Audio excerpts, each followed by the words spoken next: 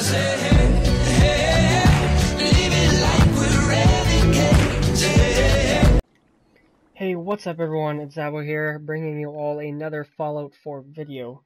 And in today's episode, I am going to be exploring various locations that are scattered across the glowing sea. So here I come across a little cave while I was walking around, and there is some very valuable loot in here. As you see, there is a full set of power armor, and this is the Raider 2 power armor. The complete set. So when I usually find power armor, it's not a complete set.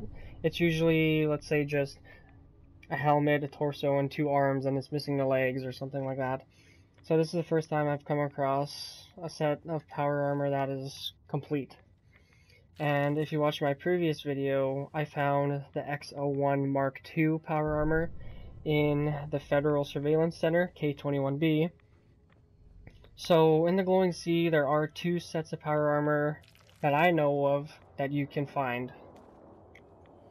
And the Raider power armor that is located here in the cave, I'm sure that a lot of people aren't too fond of the way it looks, especially in comparison to the other types of power armor that are in the game, because the other power armors are more clean looking, more sophisticated looking, I guess you could say, and this one's more just scruffy and rugged. But in my opinion, I think it looks pretty cool. I like the rugged look to it. And one thing that I really love about the power armor is that when you turn your light on, it really illuminates the direction in which you're looking at. And here I'm just going to give you all more of a better look when you have it on. And I was really thrilled to see that it was actually a complete set of power armor rather than just having a few of the pieces. And here I am at a parkade that I came across. And I initially wasn't going to record at this location, but when I got here, Kate was saying that she felt uncomfortable or something and that we should leave. So I took this as a hint that there was going to be either some good loot here or some sort of legendary creature perhaps that I'll come across. So I ended up deciding that it would probably be best if I did record. And so we're just going to take a look here. And on this level of the parkade, you'll only come across a few feral ghouls. And there are a few different types. There is a withered ghoul that's going to be coming up in a second here.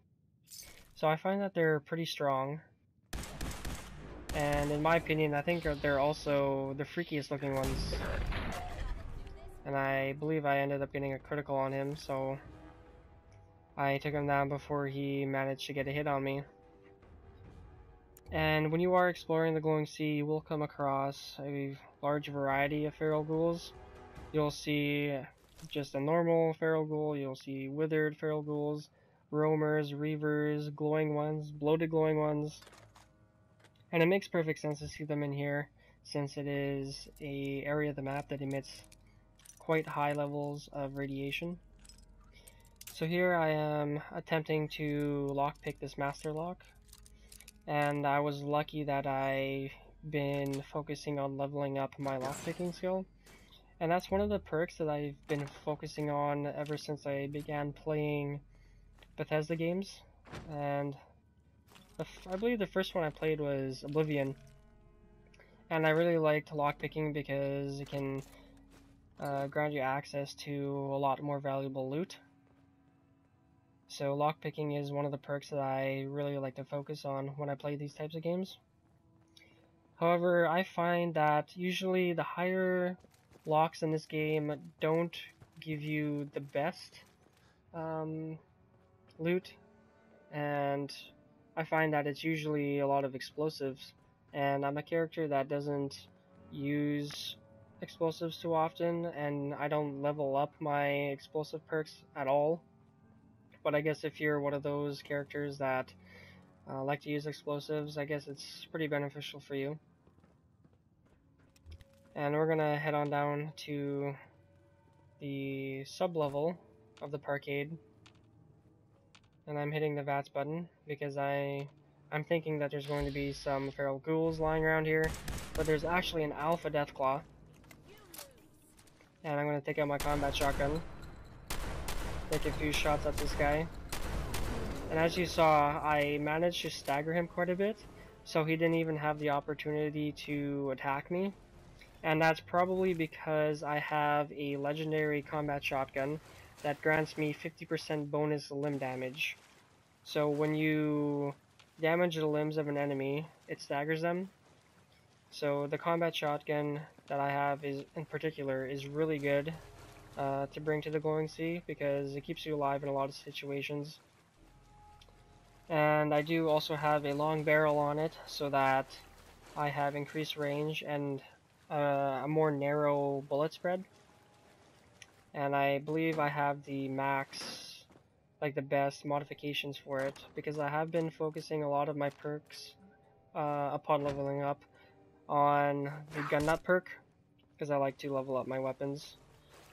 Although recently I've been focusing a lot on the energy weapons, so I find that they're really powerful, but I don't like the fact that to get more damage out of them, you have to sacrifice the ammo capacity. So this laser rifle only has 12 shots, and it's really inconvenient when you come across a large group of enemies. But I guess it kind of makes up for the amount of damage it does.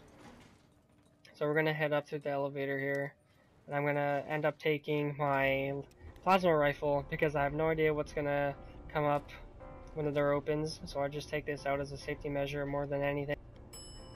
But it is only Kate that ends up outside the door, so I guess we got spared. So the plasma rifle is really strong as well, so I'd recommend using that if you haven't already. And we're going to be heading on to the next location here, the O'Neill Family Manufacturing Plant, I guess you can call it. So I go to the front door here, and you are not able to open it. You have to open it from a terminal, which is located down here.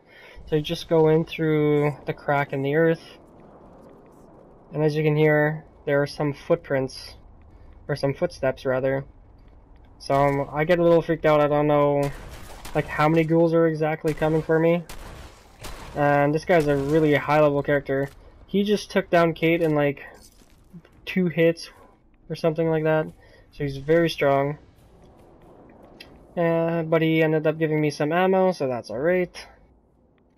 And he did take quite a few shots from my combat shotgun. I also believe that I have my combat shotgun max damage, because I have been leveling up my gun nut perk, so if I'm not mistaken, I have all the best modifications on it. So I got like reduced recoil, I got my preferred sights on it. It is just the circular reticule, or the dot rather. Like the circle one has the dot and then it's got an outer ring around it, and I don't like that. It kind of obstructs my vision a little bit, so I like to just use the dot. So I get some goods from that crate, some more ammo, and this is the terminal that you use to unlock the door that was at the beginning of this little clip. So if I actually get to it, which I will in a second here, you can open it from here, and you also have a few extra options on the computer. You can read up on some entry logs that people have put on here, but personally I don't really like to read. Like, I'm gonna be totally honest, I hate reading. So I'm not the type of follow player that just sits and read the extra information that they put in the game. If anything, I will just open the entries very briefly, just in case it unlocks a location that I have not yet discovered, or for some reason maybe it'll advance a quest line for me. So here, as you can hear, all the ghouls are waking up, and there's actually a bloated glowing one here, and they're pretty durable opponents, so I'm gonna top myself off. But for some reason he ends up glitching here, so I managed to just take him down fairly easily. Didn't need to use the stim pack, but it's better safe than sorry, so. And these guys are giving me a lot of shotgun shells, which is good because I've used my shotgun a lot in the Glowing Sea. And as I said in my previous video, where I found the X01 Mark II power armor, I mentioned that I would recommend bringing a combat shotgun out to the Glowing Sea if you're coming out here, because it is just really effective against the type of enemies that you come across. Because the ghouls, you will come across them in large numbers, and the higher level enemies are able to be staggered with the shotguns quite easily, so it's really effective and beneficial, I'd say, to bring one of these shotguns out here. And this is going to be the last location in this video, and it's just a cave with what I thought would have someone living in it, because it almost looks like a home, I would say, but there's actually no one here besides these two turrets and a Protectron. And as you'll see, all the items in here, you can't freely loot them, I guess I should say. They're just, you have the option of stealing them. So I'm the type of player that believes to be a more moralistic player, so I didn't want to steal anything. Yes. And there's actually a magazine here, so this increases energy bonus damage. So me being a character that's now starting to get into the energy weapons, that's actually a very good magazine for me to pick up there. So I'm just now going around here looking at all this stuff. And I decided to take that for the companion that you can get that is a super mutant.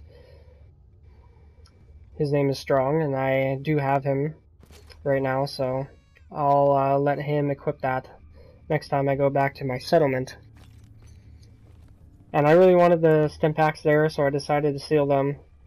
And I just end up thinking to myself, like, no one's gonna care if I take all of this, because there's no one even living here, so I just take out my shotgun, give this guy a few shots, loot his poor body here, his poor soul, and just take everything else that I want. So the aluminum canisters, obviously they give you aluminum, and they're very good to take, in my opinion. And the surgical trays actually are really good as well, because they're fairly light, and they give you aluminum, I believe. And aluminum is good if you want to do any like modifications to your weapons. A lot of the mods require aluminum, so it's very good to pick those up. Another aluminum canister there for me. And there's actually a little hidden mini nuke that is underneath the metal shelving that I will be getting to in just a second here. So it is a pretty discreet spot that I'm sure a lot of people miss. So if you're watching this video, I guess you can give you a little heads up if you're going to come through here. There is a little mini nuke under there. Very, as I said, a very discreet spot. So I'm just going to finish up looting here. There's a lot of aluminum canisters actually, which is very good for me. And if you do kill the Protectron that is inside here, it will actually cause the machine gun turrets out here to be hostile. So just be warned if you go out that these turrets are going to try killing you. Which for some reason, I didn't think that they would. But it's okay, they're not very strong, they don't do too much damage to me. So that's going to wrap it up for this episode, everyone. Thank you all for watching. If you enjoyed the video, don't be afraid to give me a like, and subscribe to my channel for some more content. Again, thank you all for watching, and I'll see you in the next episode.